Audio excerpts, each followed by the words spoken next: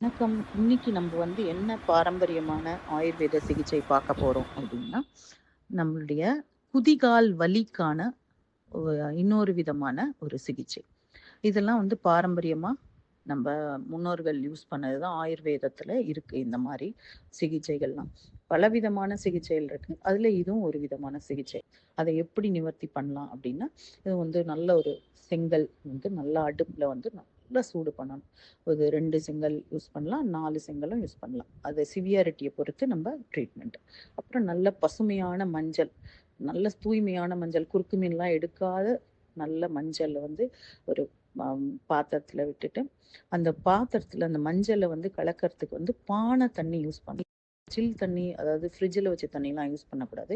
பானையில நம்ம எர்தன் பாட்ல குளிர்விச்ச தண்ணி, தூய்மையான தண்ணி, குடிநீர் யூஸ் பண்ணி, இத அந்த கால் அந்த குதிகால் நம்ப அந்த கல்லுக்கு மேல வச்சுட்டு, சொட்டு சொட்டா அந்த தண்ணிய விடும்போது, அந்த செங்கல்ல இருந்து வர ஆவி நம்மளுடைய குதிகால்ல பட்டு, அந்த ஆவினால நல்ல வலி நிவாரணம் ஆகும். இன்ஃப்ளமேஷன் போகும். அந்த ஆவி உள்ள போயிட்டு, அந்த வலி இருக்கிற இடத்துலலாம் இதாகும். இந்த மாரி ஒரு 2 செங்கல் வச்சு பண்ணலாம். 4 செங்கல் வச்சு பண்ணலாம்.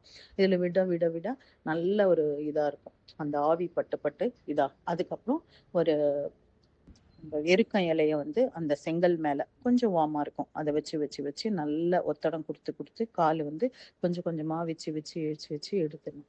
எடுத்ததுக்கப்புறம் நல்லா தொடச்சிட்டு அந்த கால் ஆவிலாம் இருக்கிற இடத்த தொடச்சிட்டு நல்ல ஒரு மெடிக்கேட்டட் ஆயில் நாமளே நம்ம ரெடி பண்றோம் இல்லையா? வலி நிவாரண எண்ணெய். அத வச்சு நல்லா மசாஜ் பண்ணிட்டு நல்லா ஒத்தடம் குடுத்து பொறுமையா தொடச்சு எடுத்துடணும். அப்பவும் உங்களுக்கு சப்போஸ் வேணும் அப்படின்னா, ஒரு சுடு தண்ணீல நல்லா தொட்டு நல்லா தொடச்சிடலாம். இல்ல நார்மல் துணிய வச்சு நல்லா தொடச்சு ஒரு வார்ம் அ மசாஜ் குடுத்து, நல்லா சிகிச்சை பண்ண பண்ண பண்ண இந்த வலி எல்லாம் சரியாகும்.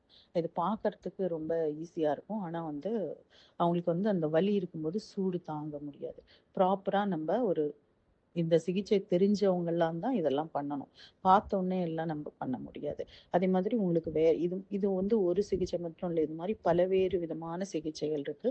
நீங்க பிளிஸ்ஃபுல் யோகசாலாவ கான்டாக்ட் பண்ணுங்க. இன்னும் உங்களுக்கு வேற விதமான எல்லா வலிகளுக்கும் தேவையான பாரம்பரியமான சிகிச்சை, ஆயுர்வேத முறைப்படி சிகிச்சை தரப்படும். நன்றி, வணக்கம்.